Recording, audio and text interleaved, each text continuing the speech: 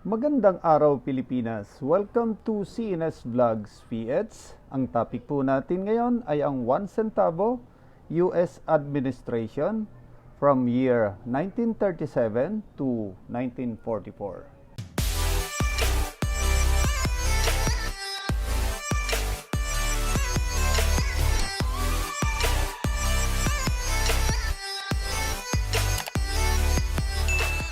Bago ang lahat, ay nais ko muna kayong batiin ng isang magandang umaga, magandang tanghali at magandang hapon sa inyong lahat. Buenos dias, buenas tardes, amigos. Good day everyone. Shoutout muna sa aming Team Alliance at shoutout din sa mga OFWs, sa mga senior citizen at sa mga silent viewers.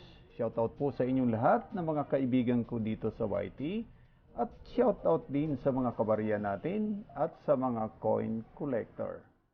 Ayan. Ang pictures nito, issuer, Philippines, period, Commonwealth, 1935 to 1946. Type, standard circulation coin, years, 1937 to 1944. Value, 1 centavo. Currency, peso. 1857 to 1967. Composition, brass, 95% copper, 5% zinc. Weight, 5.3 grams. Diameter, 25 millimeter. Thickness, 1.65 millimeter. Shape, round. Technique, milled.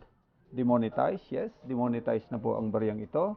Number, N number 6378, references, KM number 179, SCO number 17. Ayan, dumako na tayo sa obverse. Eagle above the shield of the Commonwealth of the Philippines, date below, and the mint mark to the left of the date. Ayan, script, Latin, lettering, United States of America, Commonwealth of the Philippines, at ang year nasa bandang baba, at ang mint mark nasa bandang kaliwa. Ayan, dumako na tayo sa reverse. A shirtless man seated beside hammer and anvil in an active volcano, Mount Mayon, on right in the background. Script, Latin, lettering, 1 centavo, nasa bandang baba, Pilipinas. Translation nito, 1 centavo, Philippines. At ang edge nito, smooth. Ayan. Ang mints nito ay may letter M, Manila, Philippines. At ang S naman, United States Mint. Ayan. Isishare ko sa inyo ang aking barya. Ayan, ito yung aking 1937.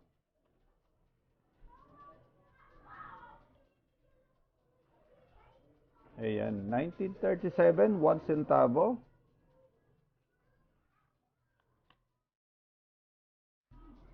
Mm, 1938.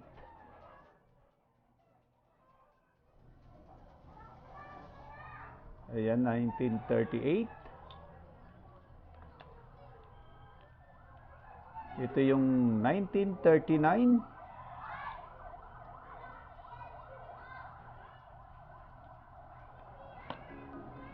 At ito yung aking 1940 na 1 centavo. Ayan. Maganda pa ang kondisyon.